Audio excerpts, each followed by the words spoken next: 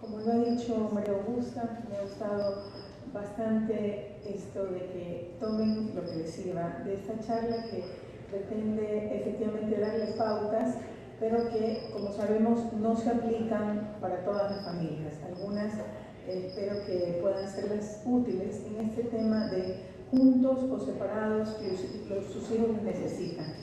Y es que la pareja es lo primero, porque de ella depende el bienestar de los hijos. De hecho, sabemos que para que haya una criatura, para que sus hijos hayan estado aquí en la tierra, sabemos que debió haber existido un hombre, una mujer, una afectividad, un amor primero. A veces en el camino de la vida y por todas las etapas por las que pasamos como matrimonio, como pareja, hay ocasiones en las cuales con esto tan maravilloso y tan fuerte que es la maternidad y la paternidad, nos olvidamos de cultivar esos aspectos de la pareja y a veces esa fuente de amor tan importante se seca y dejamos un poco inerte a veces esa tierra que es la que alimenta a nuestra familia. Sabemos que el amor es el sentimiento que guía a los padres, es el sentimiento más poderoso además, pero el ser padres involucra unas actuaciones, unas cuestiones que tienen que ver con el día a día y que es lo que en realidad nos avalan como padres. No solamente el haber engendrado a nuestros hijos, sino el que día a día nosotros actualicemos. Y quisiera enlistar brevemente unas responsabilidades generales que como padres tenemos.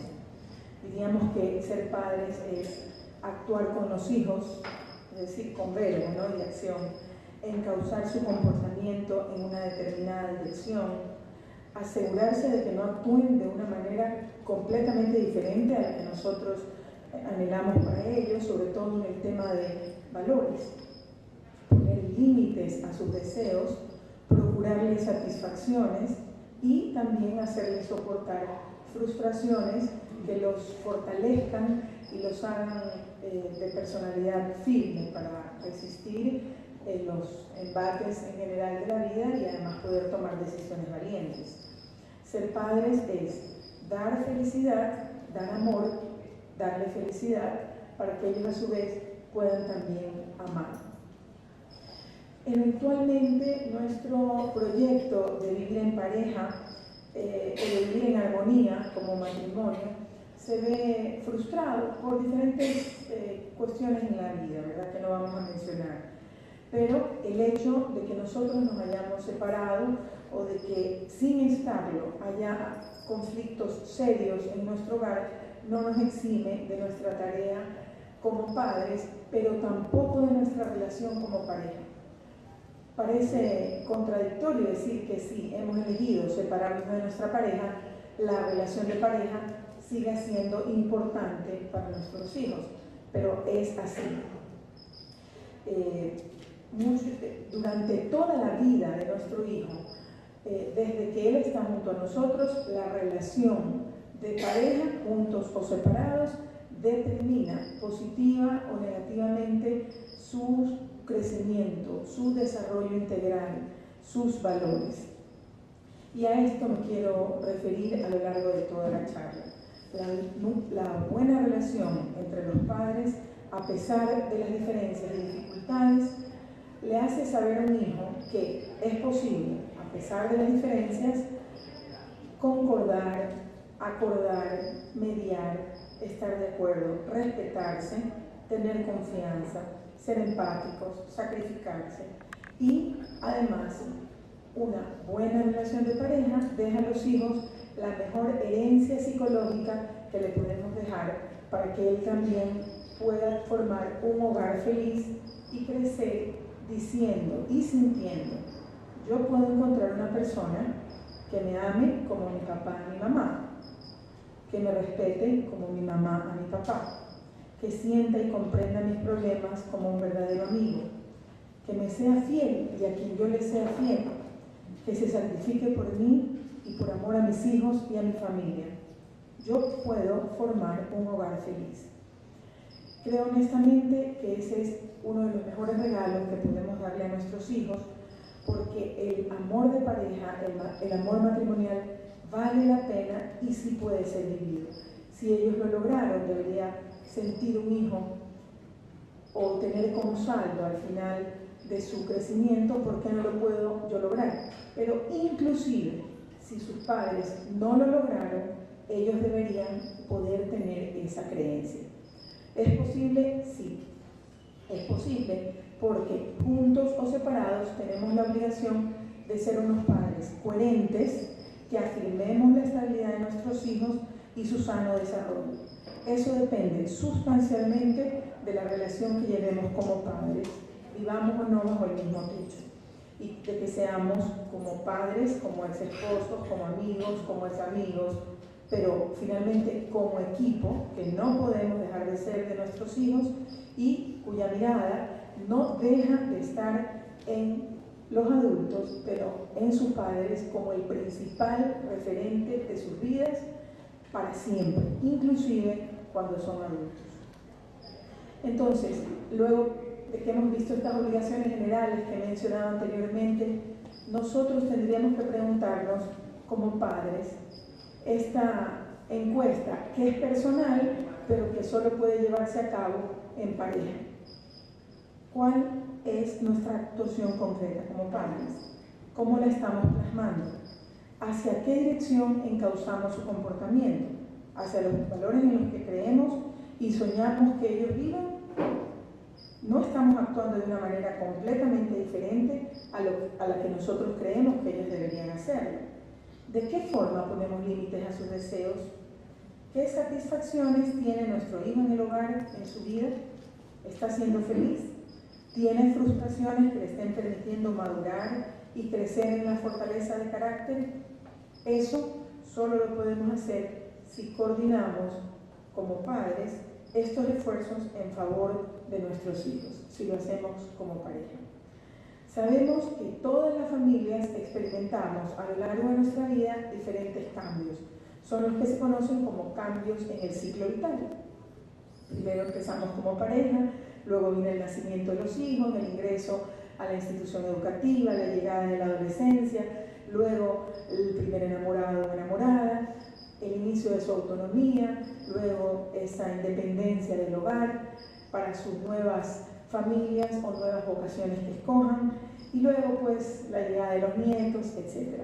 Generalmente dentro de estas etapas del ciclo vital hay cambios como cambios de trabajo, a veces de colegio, de ciudad, a veces divorcios, separaciones, a veces muertes de familiares cercanos, y lo importante es saber que en esta permanente dinámica no es tanto el problema o las dificultades que tengamos, sino cómo las vamos afrontando a lo largo de la vida, cómo ven nuestros hijos que las afrontamos y se preparan ellos también para manejar las crisis naturales que a su vez ellos también tendrán en su vida. Todo lo que la pareja viva en su generalmente larga vida en común, que empieza desde que es pareja y aunque termine de serlo, tendrá repercusiones sobre la felicidad de sus hijos y la armonía de la familia, sobre las tensiones y la protección en el interior del grupo familiar. Por eso es que el tono conflictivo o mediador, cooperativo, que tengamos los adultos con respecto a nuestros hijos en el caso de estar separados, determina antes, durante y después la mejor o peor evolución de sus hijos. Hay padres extraordinarios que a pesar de encontrarse en esa dificultad, se enfocan de una manera tan intencionada que inclusive podrían hacer un mejor trabajo que aquellos que se encuentran bajo el mismo techo.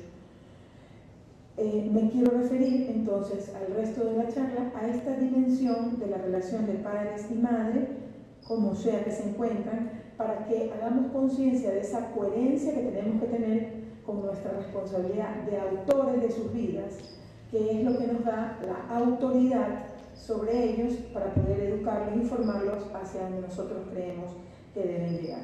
Y entonces me voy a referir a esos errores que muchas veces cometemos dentro del hogar o estando fuera de él, y que ocasionan, como mencionaba María Augusta, factores o consecuencias determinantes para ellos. Cuando la pareja está en conflicto, hay ciertas consecuencias que ocurren en los niños y que nosotros podemos observar objetivamente en los niños.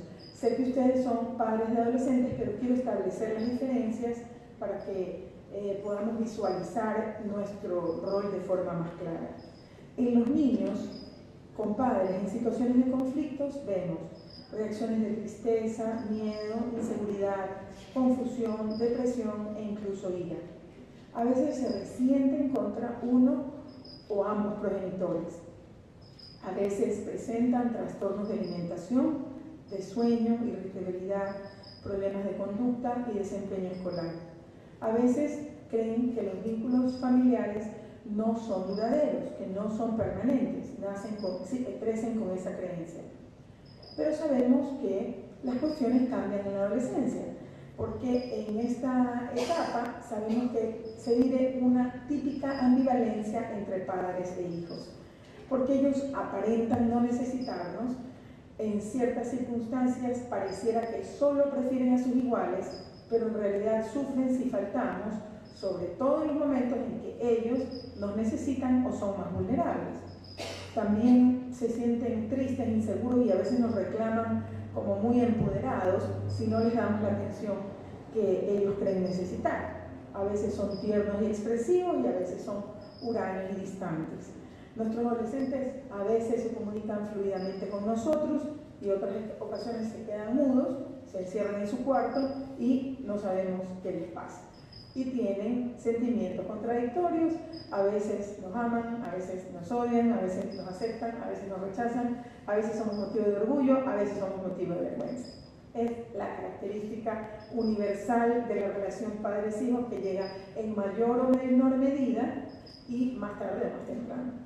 Pero cuando estos adolescentes se encuentran con una mala relación de padres, con padres en conflicto que no manejan bien sus conflictos, sí tienen consecuencias distintas de las que viven los niños cuando sus padres se encuentran en conflicto.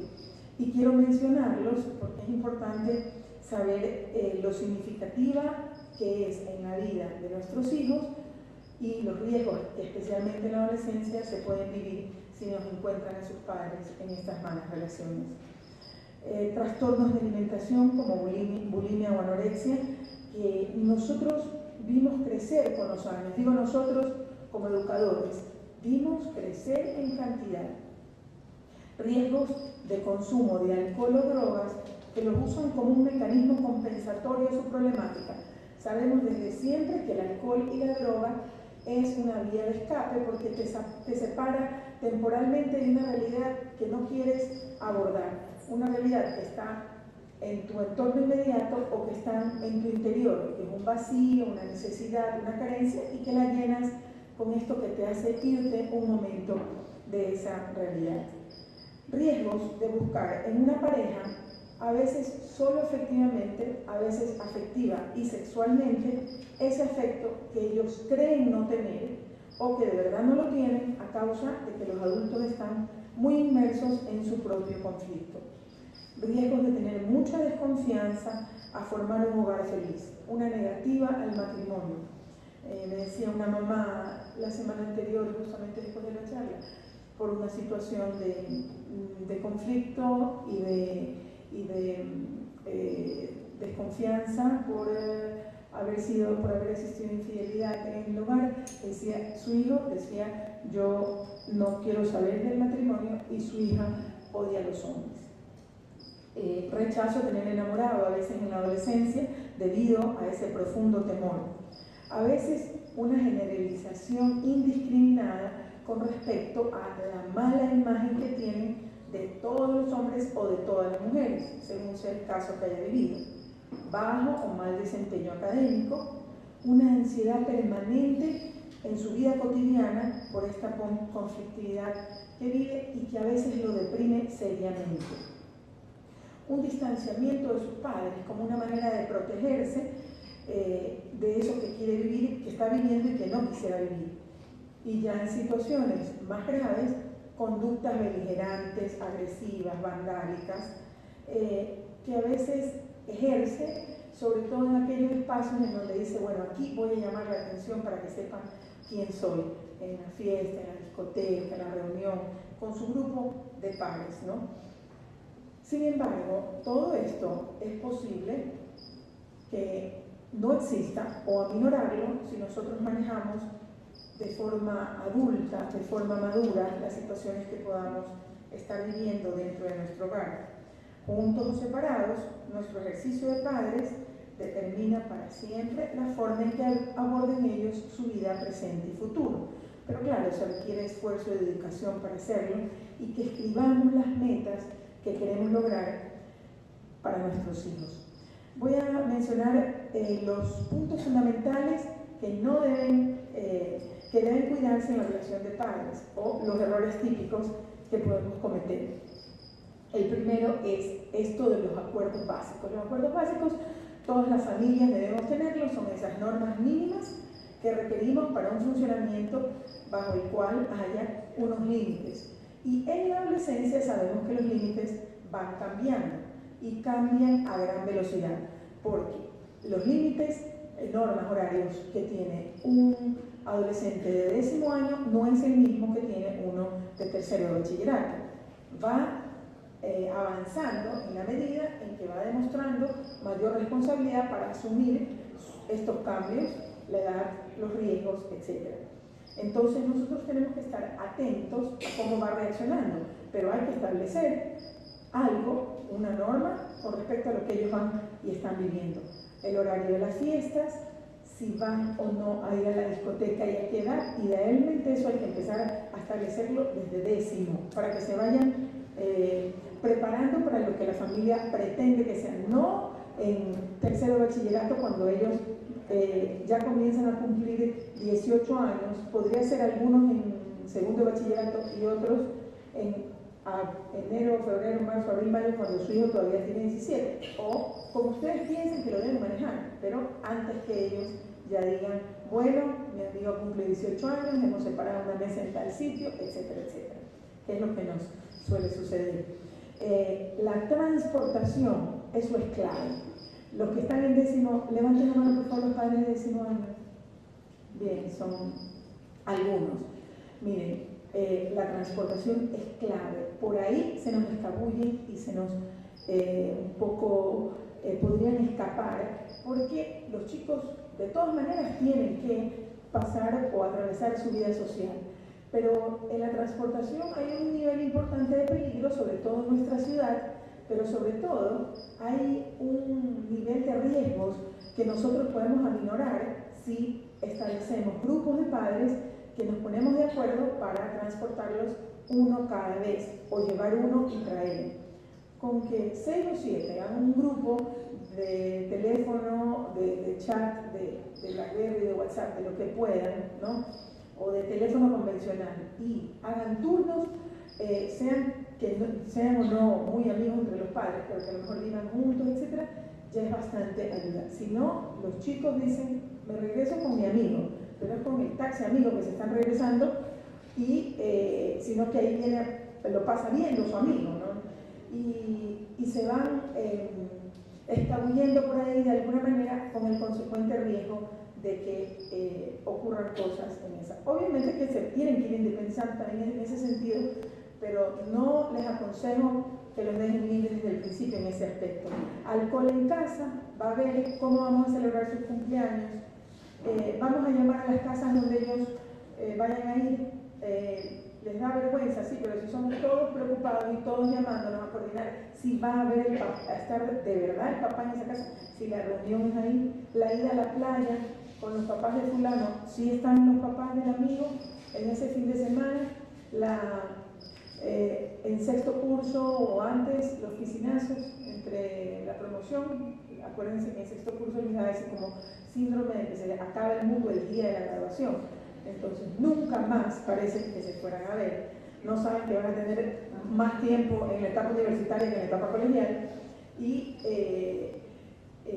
comienza un frenesí y un deseo de estar juntos, pero lo que más se pueda durante ese año, etc.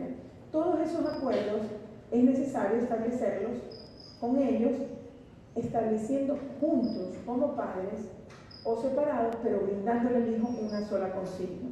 Juntos si no se riñen entre sí cuando lo conversan. Separados, si va a haber algún problema, primero arreglamos entre adultos y luego le transmitimos. Pero el secreto de los acuerdos es que aunque uno de los dos no esté de acuerdo completamente con esa consigna que le dieron al hijo, no exprese verbal o gestualmente que no le parece y que es que tu mamá está loca, es que aguantar a tu papá, es que es traumado de su infancia, etc. Porque al descalificar al otro se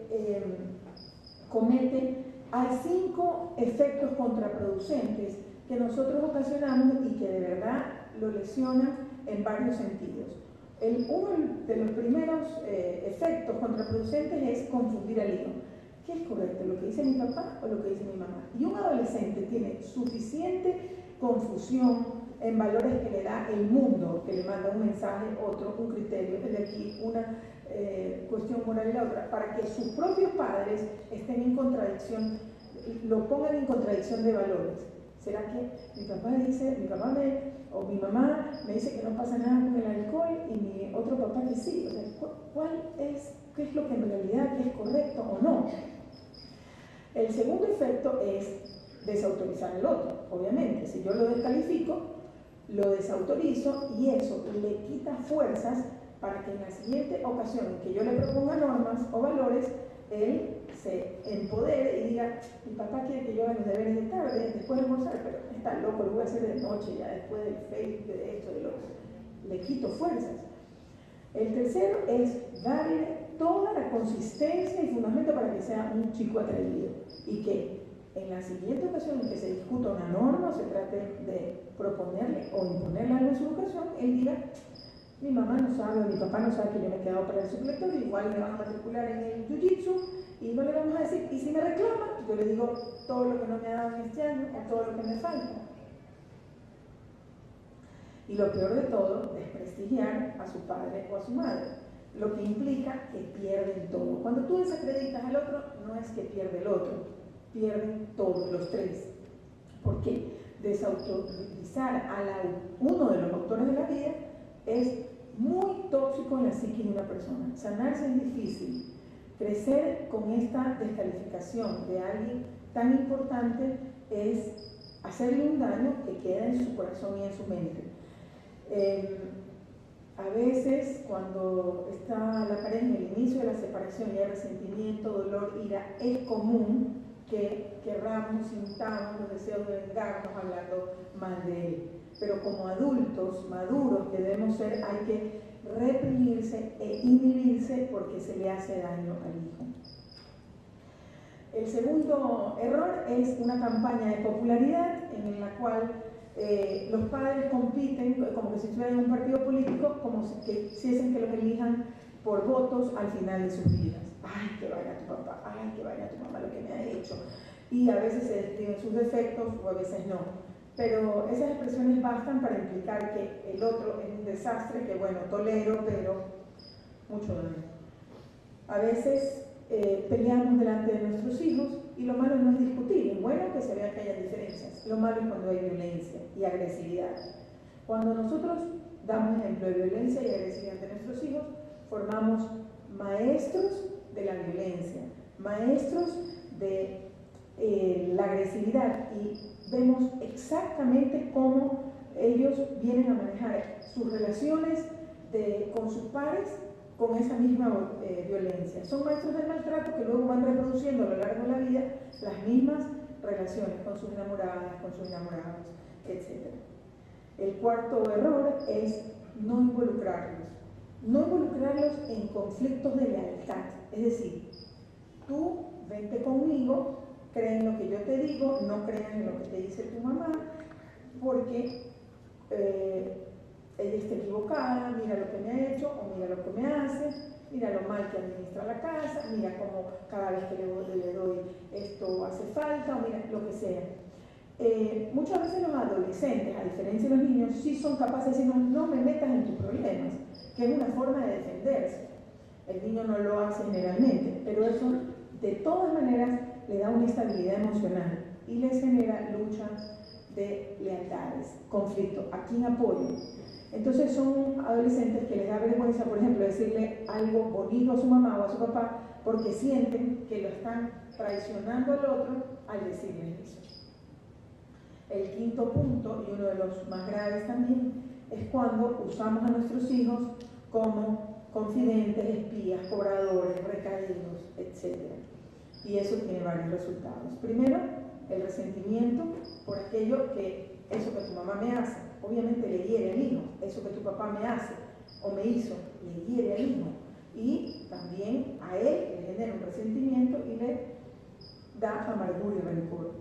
El segundo es que cuando nuestros hijos crecen y los vemos ya grandes, a veces queremos hacerlo, lo sentimos capaces de comprender lo que estamos viviendo, se lo compartimos y ellos sienten el peso de creer que tienen que ayudarnos a solucionar el problema. Y no le corresponde.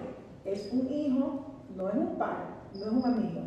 Para eso, terapeuta, para eso amigo o amiga, cafecito, profesional, psicólogo del colegio, etc. No el hijo, en ninguna circunstancia. Ellos necesitan libertad para manejar su propia vida con alegría, sin pensar, sin tener el peso de lo que puede estar viviendo un adulto. Tercero, esto de que si ellos cumplen un oficio de recadero, espía, confidente, etc., sienten que están haciendo un trabajo para sus papás. Como tienen un trabajo, pueden cobrar por ese trabajo. El cobro de ese trabajo es algo a cambio, ¿verdad? El papá, en esta especie de juego sucio, generalmente cae en algo que se llama permisividad. Y esa permisividad es muy grave con los hijos adolescentes que necesitan reglas claras porque de alguna manera queremos un poco volvernos compinches de ellos, por diferentes motivos. Pero ellos, al no tener límites, se autogestionan y comienzan a poner sus horarios, a manejarse solos y a comenzar a manipular primero a los padres o abuelos, a quienes tienen a su alrededor. Se hacen expertos en estas estrategias y comienzan a manipular los permisos, las cuestiones materiales, el drama de cómo ellos se sienten para obtener algo, y también aquí en el colegio están aplicando esa misma metodología para obtener la nueva fecha para entregar algo, el llanto porque no han podido hacer o se han desvelado o el pretexto porque no han traído el uniforme y miles de cosas más. Pero es muy serio porque van por la vida tratando de obtener una ventaja de todo, ¿no? Y entonces al crecer bajo esta modalidad no tienen respeto a la autoridad y eso es algo muy serio para una persona en formación. No respeta a la autoridad de pequeño, no respeta a la autoridad de grande, luego se le complica su vida universitaria, su vida laboral, su siguiente familia que forme, etc. A veces son unos tiranos, a veces son autoritarios, es difícil manejarlos y si se nos van de las manos pueden, como les decía, caer en conductas de riesgo, como las que hemos mencionado anteriormente, para compensar esos vacíos que le da su propia incompetencia, el sentirse que no logra, que no llega a aquella meta mínima a la que quisiera llegar como una persona que se desarrolla normalmente. A veces esta necesidad de ser compinche de los hijos viene por esa famosa crisis de los 40 o de los 50, que viene en la mitad de la vida y que hace creer a los padres que se puede vivir la eterna juventud y que al ponernos a la par de los hijos lo vamos a lograr, lo vamos a convencer a ellos de que podemos hacerlo. Se me viene ahora a la mente un caso de un padre andando a la par en la discoteca con el hijo, pasado de tragos, que ya a ciertas horas de la noche botaba billetes en la mitad de la discoteca, ocasionando para el hijo una tremenda vergüenza pública, pero en ese momento estaba el padre convencido pues, de que era el más bacán de los bacanes, porque además, imagínense los amigos del hijo cómo lo gozaron, ¿no? Gozaron la mitad en sentido de burla, ¿no? Pero les hizo la noche, este papá ridículo, podemos decir por lo menos que de alguna manera quiso estar como un igual para sus hijos por estas crisis de la vida que a veces se tienen. Entonces, es importante el asunto de la permisividad en los adolescentes porque de ahí pueden devenir estas mayores conductas de riesgo de las que hemos estado hablando anteriormente. Podríamos, para ir resumiendo, decir que entonces una de las claves de la educación para vivir el bienestar y la felicidad que todos anhelamos es un buen clima de interacción como padres para brindarle esta estabilidad psíquica para el hijo, que le permita tener herramientas para, no es tener ausencia de conflictos, sino que ante los conflictos tenga la capacidad de enfrentarlos y solucionarlos. Un mínimo de sistematicidad ante las reglas y acuerdos que se establezcan, un respeto ante lo acordado, respeto verbal y gestual. Acuérdense que con un solo gesto podemos descalificar sin decir ninguna palabra. Usar ese estilo democrático en el que se combina una buena dosis de afecto y de comunicación, pero el establecimiento de normas claras que se exigen. Ok, ya quedamos en esto, entonces ahora lo tienes que cumplir. Quedamos en que no te acuestas a tal hora, sino que concluyes, o te acuestas hayas o no terminado lo que tú crees que deberías hacer, porque seguramente estás mal organizado, y si no, pues tengo que pasar a quitarte tu dispositivo electrónico hasta que te acostumbres a hacerlo por tus propios medios, y cumplir y sostener. Es un poco difícil, pero es importante hacerlo con los adolescentes. Exigirles un desarrollo de su autonomía y una corresponsabilización con las tareas del hogar. Necesitamos que nos ayuden en el hogar, que vayan asumiendo tareas. No digo tareas que no les corresponden, tareas mayores que nos tocan a los adultos, pero sí tareas pequeñas que poco a poco van creciendo en la medida en que van dando respuesta a su madurez. Los hijos deben saber que los amamos incondicionalmente, independientemente de que estemos o no en casa. Y por favor, independientemente del rendimiento escolar. Esto es vital. Nosotros tendemos a unir la libreta con el cariño, el amor o las expresiones de amor. Los amamos, pero si tiene mala libreta, dejamos de hablarles, les ponemos mala cara, no pasamos a tener una mala relación con ellos. No tiene nada que ver. El cariño y el amor no tienen que cambiar, pero además tenemos que expresárselo. Mi hijo no vale más, mi cariño no puede cambiar, mi expresión de cariño no puede cambiar por una mala libreta o un mal desempeño escolar.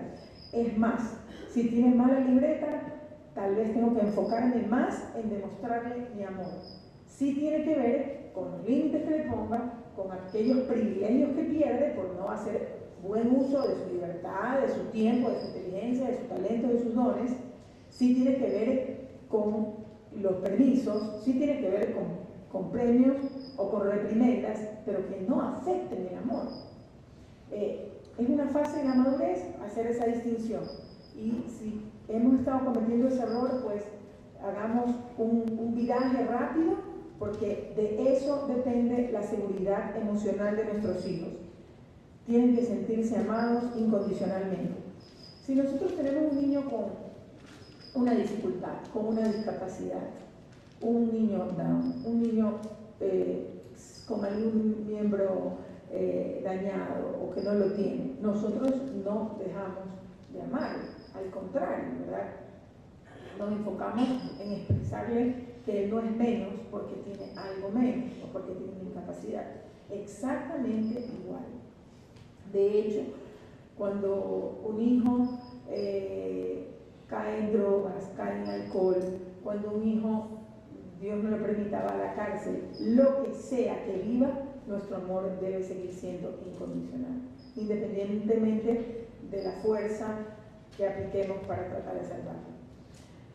A los adolescentes, esto es vital, en los últimos años de bachillerato, en especial segundo, tercero, hay que ayudarlos a hacer un proyecto de vida, hay que proyectarlo hacia el futuro. Recuerdo con mucha claridad este adolescente bien amado, pero desesperado porque su papá no lo ayudaba a resolver su futuro. Ellos necesitan proyectarse porque están en una edad en que lo quieren hacer y necesitan hacerlo de diferentes maneras. Pero el hecho de que su papá lo haga junto a ellos, de que hable de esa probabilidad, ya sabemos que puede ser muy distinto lo que se habla en un segundo, a los 16 o 17 años de lo que en realidad va a vivir. Pero el hecho de proyectar el futuro es una necesidad del hijo. Al hacerlo con el padre, le da seguridad y lo empuja a pensar en que él va a hacer más y va a lograr una meta. Esto obviamente tiene que ir acorde con sus intereses, con su esencia, con lo que le gusta hacer, para lo que es sabio. Y eso es conocer a un hijo, y eso es estar junto a él. En caso de que los padres estén separados, también debe tener claro el hijo que su padre y su madre le seguirán siendo incondicionales, porque uno de los temores que se tiene es: no los voy a tener más, se me van a ir, los voy a perder, porque ya el hecho de que haya salido de la casa es una pérdida importante. Los hijos adolescentes tienen exigencias muy radicales con nosotros como padres, que generalmente no podemos cumplir, ¿no verdad? Ellos dicen: ¿por qué no fuiste esto? ¿Por qué no hará lo de aquí? ¿Por qué no me dará esto? Pero lo crucial y lo importante es que nosotros como padres logremos que los adolescentes conserven, a pesar de todo, de esa etapa contradictoria que tienen, una visión positiva de nosotros, de nuestras capacidades, de sus capacidades también, de los vínculos que tenemos como padres y de los vínculos que tenemos con ellos, porque de eso depende su estabilidad emocional, porque de eso depende que ellos se arriesguen a aquello que tienen que comenzar a vivir como adolescentes: arriesgarse a enamorar, a tener una pareja, arriesgarse a hacer algo, un desafío deportivo, arriesgarse a escoger una carrera en la que a lo mejor no es tan bueno en alguna de las competencias que necesita, pero que sabe que lo puede lograr. Esa seguridad viene de los padres. Finalmente, estas dimensiones que he mencionado deben caracterizar a los hogares biparentales y a los monoparentales también, y también a las nuevas parejas que han venido a formar esos hogares que se llaman reensamblados, y que, a pesar de que podría ser a veces un poco más complicado, debemos también tenerlo en mente por la estabilidad de nuestros hijos. Lo importante es tener claro y estar conscientes de que la relación entre los padres incide en los hábitos de los hijos, en el crecimiento de los valores, en la personalidad que ellos desarrollen y en su crecimiento en esta ambivalente adolescencia. Y por último, ¿cómo logramos ser verdadera autoridad para ellos y ser dignos de respeto para un hijo? Pues yo creo que la mejor forma es respetando al otro que también le dio la vida a mi hijo, y luego a él mismo como digno de mi amor y de la máxima consideración que se merece por ser la criatura que Dios me regaló. Muchísimas gracias. Se malinterpreta, pienso yo, porque yo le digo a mi hija: chuta, es una vaina, que la matemática, ¿qué tal? No, solamente te interesa matemáticas, el resto que sea. O sea, solamente uno se enfoca en lo que ella necesita, pero es una debilidad en comparación con el resto de las cosas está regia. O sea, 14 materias, uno no está fallando, como que no está mal. Claro. Pero en cambio ella me dice: el colegio corta la comunicación familiar y me corta mi vida social. Digo: chuta, eso no es problema mío, la que tiene que ponerse las pilas y estudiar eres tú. Entonces son una serie de cosas que causa que uno no ve desde la perspectiva de ellos. Uno piensa: ay, yo te estoy ayudando, vamos a la clase, organiza con la profesora para que te apoye en la casa. Y solo por una materia. Es por la matemática. Por la matemática, es el dolor de cabeza. Como la compadezco a tu hija y la comprendo. Es verdad que nosotros tenemos que ser exigentes, pero si tu hija tiene 13 materias bien y una que le cuesta, yo le daría a una hija así pues mi confianza y le daría más bien la evolución a su su responsable y satisfactoria desempeño. Yo creo que ella tiene razón. Sí. Quisiera saber sobre los horarios cuando los chicos empiezan a salir con sus enamoradas. Bueno, aún no es mi caso, pero quiero preparar cine, los bailes. ¿A qué edad? Tiene 17 años. Segundo bachillerato. No, décimo. Décimo. Que si una chica o chico de 17 años tiene un enamorado y dice, ¿no? Tengo un enamorado, nosotros como padres tenemos que hacer que él o ella sean responsables con ese enamoramiento y que vea o tenga las oportunidades de conocerlo y pueda evaluar si realmente es un buen chico, una buena chica, continúa o no. Y para eso se requiere verlo.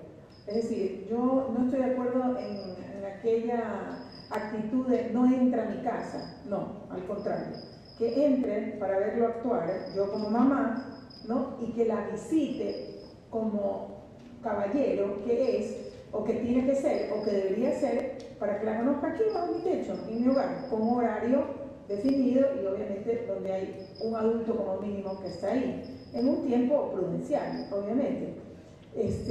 Lo contrario es este estilo de nos vemos afuera, en otro lado, y eso no corresponde a un hogar en que yo protejo a mis hijos o a mis hijas. A los hombres hay que enseñarles a tocar el timbre, llamar por teléfono, hacer cita. Eso es lo difícil.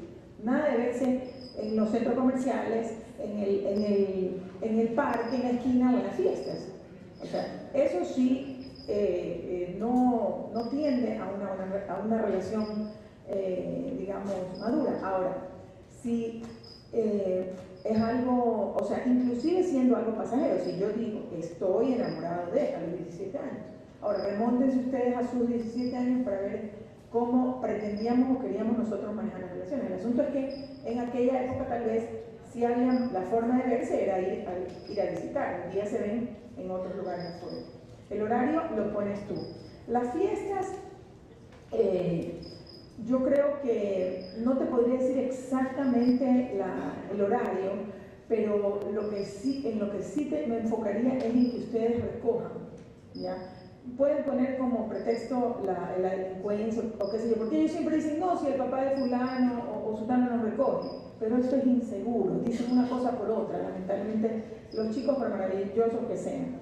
Entonces, si ustedes se ponen de acuerdo, pueden estar pendientes alrededor de las 2 de la mañana, máximo en sacarlos de una fiesta que lamentablemente ya sabemos no empezó antes de las 11 de la noche, ¿no? Eso digamos lo que queramos que empiece a las 9, no empieza a las 9. Hemos luchado bastante, pero es difícil. Eso es lo que te podría responder. Yo creo que es importante la comunicación en todo, cualquiera de los aspectos, ¿verdad? Y como padres, como tú decías, guiarlos, pero más que guiarlos hacia la profesión, porque a veces nos equivocamos y tenemos inclinaciones hacia algunas ramas.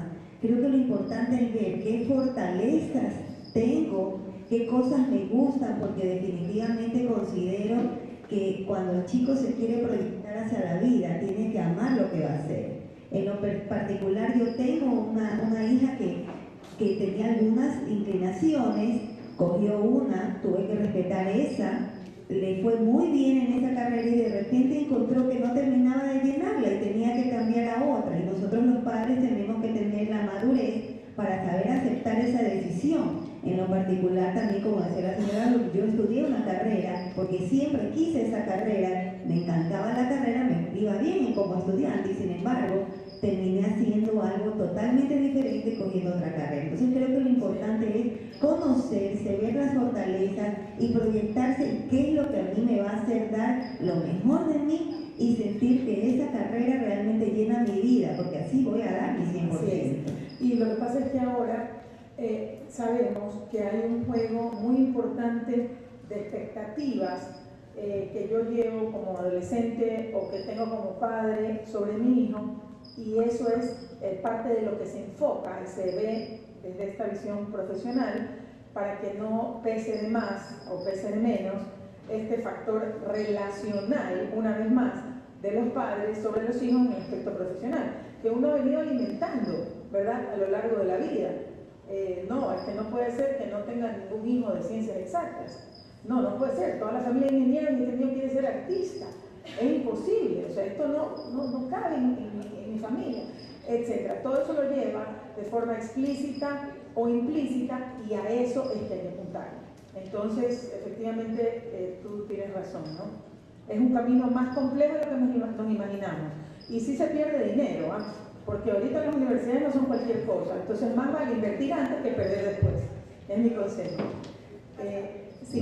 María Elena, buenos días. Hola, ¿cómo está? ¿Qué tiempos es recomendable o qué sugieren para que los chicos anden con estos aparatos viendo en Facebook, en los celulares, en Instagram, todo esto? No sé si hay una forma de control al respecto. No sé. Esa es la pregunta del millón, ¿no? Porque no son niños, son adolescentes. Y se mezcla supuestamente el uso de las redes, del internet, etcétera, con aquellas obligaciones que ellos dicen que tienen que cumplir vía redes. No sabemos hasta qué punto es y hasta qué punto no es. Creo que en esta etapa de sus hijos es importante insistir en la conciencia personal del manejo responsable. Es decir, me parece que no es tan efectivo que yo le diga 1 hora, 2 horas, 3 horas, sino cuánto tiempo tienes que dedicarle a tus estudios y estar conectado. ¿Cuánto tiempo estuviste conectado hoy? ¿Cuánto tiempo le estás dedicando a las redes sociales? Vía pregunta, vía interiorización en él mismo de cuánto tiempo es útil ese aparato en sus manos para efectos realmente productivos.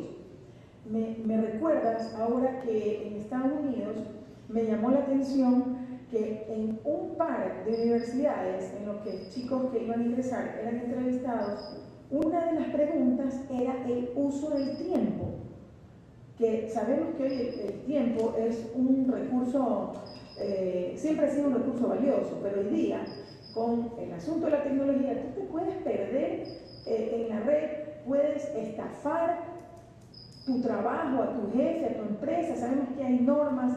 Tengo una amiga que vive en Estados Unidos y que porque le descubrieron un correo personal desde su correo de empresa fue despedida del trabajo. Entonces es algo muy serio. Ahora hay programas que ponen las empresas para ver cuánto tiempo usan en el asunto personal o en las redes desde su y se cuantifica en dinero. Entonces es muy seria ese uso responsable del tiempo.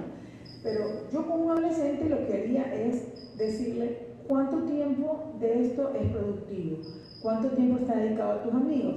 Evalúa. A lo mejor le haría un cuadrito poniéndole estos parámetros, ¿no? Para el colegio, para tus amigos. Decía mi hija esta semana analizando la cuestión del Instagram o no, para mi hijo más pequeño. El Instagram es chisme, decía. Es para lo único que sirve. Entonces, también sirve para otras cosas porque se difunden buenas cosas también a través del Instagram. Pero esa sería la forma que yo utilizaría, ¿no? Un cuadro ahí, como para que ellos vayan viendo y poco a poco le vaya entrando cuán importante es el buen uso de mi tiempo en estos aparatos y en estas redes, etc. ¿Cómo puedo ayudar a un hijo o una hija cuando tiene aptitudes para casi todas las materias? ¿Cómo lo puedo orientar a que elija la más adecuada? Si es bueno para todos, por decir así. Sí, los multifacéticos. Los multifacéticos la tienen más difícil que todos, ¿no? Porque muy fácil, pues si yo soy bueno para las ciencias exactas o me dirijo hacia las ciencias humanísticas, etcétera, pero muy difícil si soy bueno para todo. Ahí interviene con más fuerza el análisis de lo que decía la señora, mi pasión, qué me gustaría más hacer. Eso va con la personalidad, con las expectativas propias, con tus anhelos, porque ya sabemos en la vida que hay miles de personas que eran unos genios para las matemáticas, pero que no quisieron saber nada que tuviese que ver nada, algo con las ciencias exactas, con la ingeniería, con la economía, con lo que fuera. O sea, ahí interviene tu pasión y te reitero mi propuesta de hacerlo profesionalmente. O sea, yo veo muy difícil que uno como padre pueda hacerla muy acertadamente, prefiero invertir ahora y no perder después. La señora, sí. Una pregunta con respecto a la privacidad de los chicos. Claro, o sea, por decir, mis hijos son más grandes, ya tienen 15 y 16, ¿no? Pero el asunto, las claves para Facebook, yo no hablo de sus cosas, ellos son en teoría bastante tranquilos, pero ¿qué tenemos que hacer nosotros como padres? De repente no estamos enterados de las cosas de los chicos, ¿verdad? ¿Hasta dónde debemos respetar o no su privacidad? ¿No?